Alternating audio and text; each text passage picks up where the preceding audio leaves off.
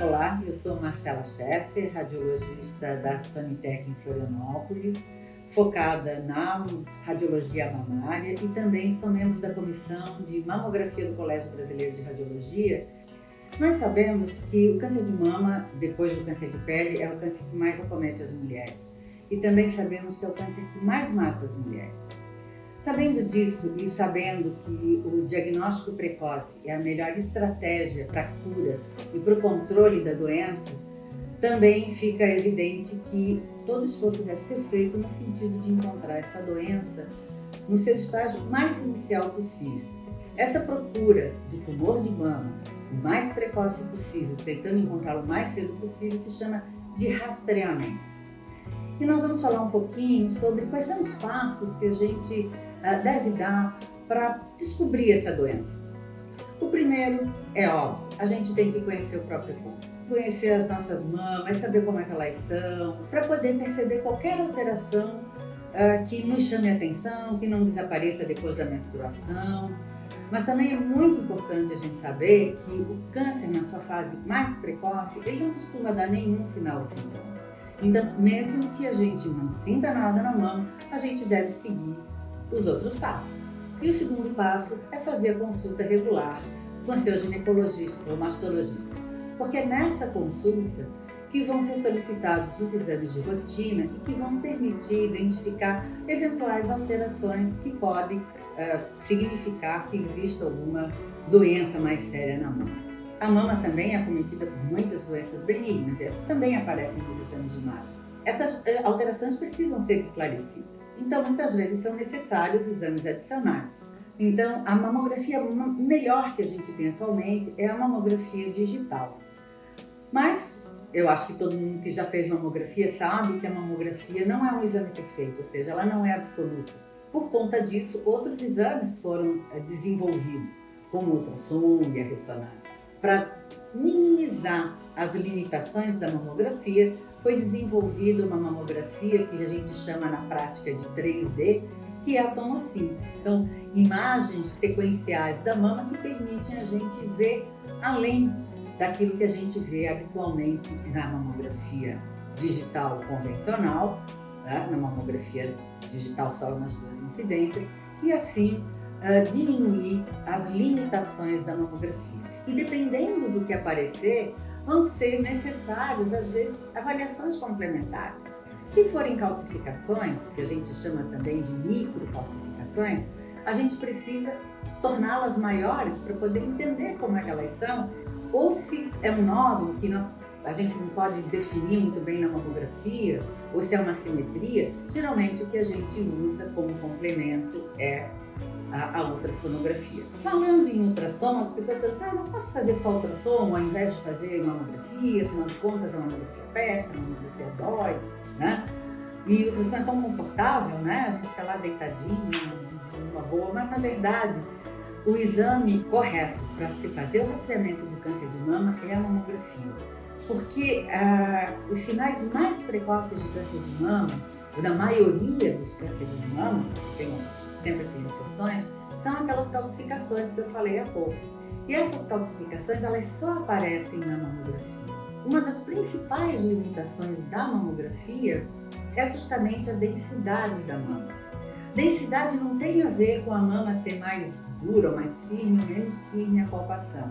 Densidade tem a ver com o fato de ela ser mais branca ou menos branca na mamografia. E ela ser mais branca ou menos branca está relacionado com a quantidade de glândula mamária que tem na mama. Porque a mama é constituída de gordura e de tecido fibroglandular. Quanto mais tecido fibroglandular tem a mama, que é o que acontece nas mulheres mais jovens, mais branca ela é. E nessas situações, a mamografia tem algumas limitações. Nessas pacientes, o ultrassom costuma ser indicado como uma avaliação complementar. Então, nessas pacientes mais jovens, com alterações palpáveis na mama, o ultrassom pode ser o primeiro exame indicado. Também, mulheres que estão grávidas ou que recém tiveram bebê, onde as mamas estão muito túrgidas, né, muito dolorosas, muito sensíveis, às vezes é possível começar com ultrassom. Mas são exceções e quem vai dizer o que é indicado para você é o seu médico. Quando que eu devo começar a fazer os meus exames de mama? Com que idade? Para as mulheres de risco habitual, então mamografia anual a partir dos 40 anos. Nas situações especiais em que a mulher tem mama densa, pode ser necessário, ou geralmente é recomendada a complementação com ultrassonografia, ou nas mulheres que têm um risco mais elevado para desenvolver câncer de mama, como aquelas que têm mutação genética, história familiar, que precisaram por alguma razão ser submetidas à radioterapia do tórax na sua infância ou adolescência. Para todas as mulheres que fogem do risco habitual, existem também recomendações específicas, que incluem a idade de início, incluem os exames que devem ser feitos, inclusive ressonância magnética, que está comumente indicado para rastreamento das mamas das mulheres de alto risco. As recomendações brasileiras são de que, a partir dos 75 anos, se a mulher é saudável, não tem nada que limite o tratamento, se por acaso ela for diagnosticada com câncer de mama, se ela tiver uma expectativa de vida mais do que 7 anos, ela deve continuar fazendo seu rastreamento até quando ela se beneficiar desse diagnóstico e desse tratamento. E aí, eu encontrei um nódulo, eu encontrei uma alteração e eu precisei fazer uma biópsia. Biópsia é um nome que assusta, né? O médico pediu uma biópsia, então ele acha que eu estou com câncer. A gente tem que pensar de outro jeito, né? Às vezes a gente pede a biópsia para provar que não é. Porque é através da biópsia que o médico patologista vai poder analisar exatamente aquele tecido e dizer que tipo de alteração que está acometendo aquela mama. Muitas vezes as biópsias resultam em diagnósticos benignos e ótimo, que bom, tudo resolvido. Se por acaso a gente for diagnosticado com um tumor, a gente também não deve se apavorar. Hoje a medicina ela tem muitas opções de tratamento. A vantagem de ser uma doença extremamente frequente é que muito se investe em tratamento para essa doença. Se o resultado for benigno, se os exames forem normais, tudo bem, obrigada, tchau, até o ano que vem, onde eu vou fazer novamente os meus exames de rastreamento. Mas uma coisa extremamente importante é a gente saber: embora raro, existem tumores que podem se desenvolver de um ano para outro, nesse intervalo. Então, se você sentir alguma coisa na sua mama que não desaparecer depois da menstruação, ou se você está na menopausa e apareceu alguma coisa que persiste, não pense que só porque fez o exame há poucos meses, que não pode ser nada. Eventualmente pode ser.